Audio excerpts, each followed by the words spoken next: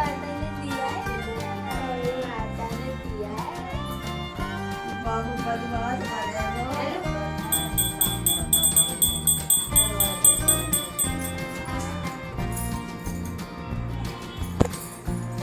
ये लगा यार कुछ आप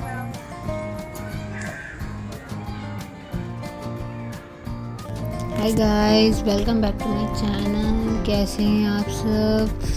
तो ये आपके साथ जो मैं नया ब्लॉग शेयर करने जा रही हूँ, ये है अहुई अष्टमी का ब्लॉग। तो ये बेसिकली जो व्रत होता है, ये इंडिया में बेटों के लिए किया जाता है, या प्रेग्नेंट औरतें होती हैं वो अपने होने वाले बच्चे के लिए, उसकी खुशहाली के लिए रखती हैं। तो ये व्रत मैंने लास्ट ईयर भी रखा था जब मैं प्रेग्नेंट थी, और ये मेरा सेकेंड व्रत है। तो यहाँ दादी मेरे लिए शाव माता वाला लॉकेट और 4 चांदी के मोती लाई हैं, जिसमें 2 गाय माता के हैं और 2 जो बेटा होता है उसके लिए डलते हैं। जो मोती होते हैं हमेशा पैर में ही डलते हैं, सिंगल कभी नहीं डलता। तो यहाँ टोटल 4 मोती मैं माला में डाल रही हूँ, जिसे मुझे कैरी करना है। नहा धो के मैं बैठ चुकी हूँ। मॉर्निंग व्लॉग जो मैंने सारा शूट किया है वो मैं आपके साथ नेक्स्ट व्लॉग में शेयर करूँगी। यहाँ पे सिर्फ टोटल मैं अभी जो व्लॉग शेयर कर रही हूँ वो सिर्फ पूजा का है। तो यहाँ मैंने शाव माता वाली माला जो थी वो पहन ली है, और फिर उसके बाद मैं पूजा करने के लिए बैठ गई हूँ। ससुराल में थोड़े अलग तरीके से पूजा होती है, तो मैं आपको वही सब दिखा रही हूँ।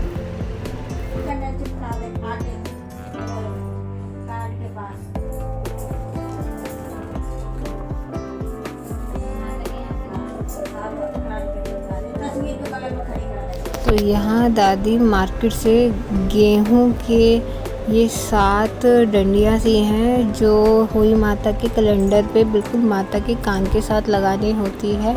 यहाँ मायके से थोड़ा ससुराल में डिफरेंट पूजा होती है।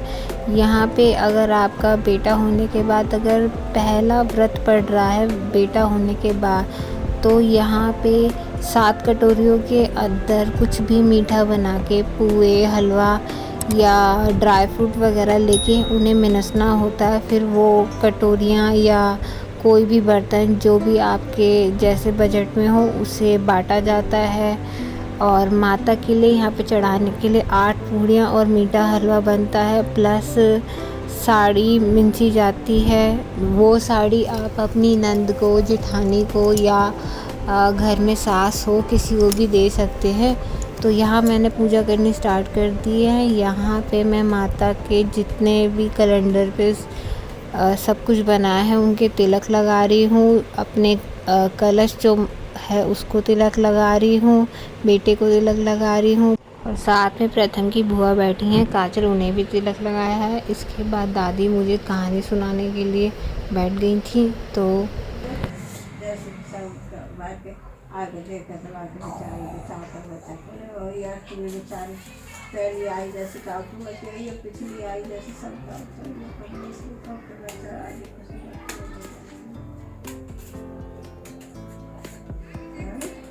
ये किताब में लिखी।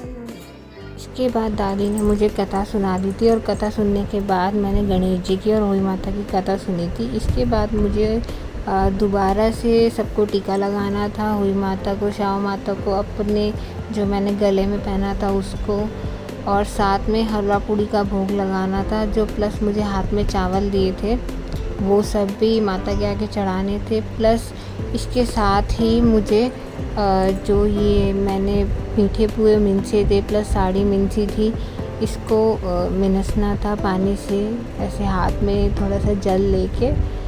तो यहाँ पे दादी आरती भी करेंगी साथ के साथ कि ऐसे थोड़ा दादी यहाँ मुझे इस व्रत के बारे में बता रही हैं कि व्रत किस लिए किया जाता है, कैसे किया जाता है, इसके क्या क्या नियम होते हैं, और ये करना बहुत ज़रूरी होता है। अगर आपने एक बार कर लिया तो आपको आगे भी कंटिन्यू करना होता है, मिस नहीं करना होता। तो यहाँ मैं उनकी बात बहुत ध्यान से सुन रही थी, प्लस वो आरती भी कर रही थी, तो मुझे बता रही थी कि हाँ पूजा करने के बाद आरती करनी होती है।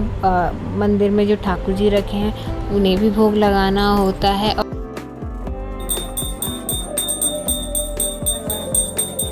यहाँ दादी आरती कर रही हैं माता की और ठाकुर जी की। इसके बाद मुझे व्रत भी खोलना है, तो यहाँ मैं दादी से आशीर्वाद दे रही। तो पूजा के बाद ऐसे ही होता है, आपको घर में जो भी बड़े होते हैं उनके पैर छूने होते हैं। प्लस हमारे यहाँ भी इस टाइम चाची जी आई हुई हैं, तो मैं उनके भी पैर छुए थे।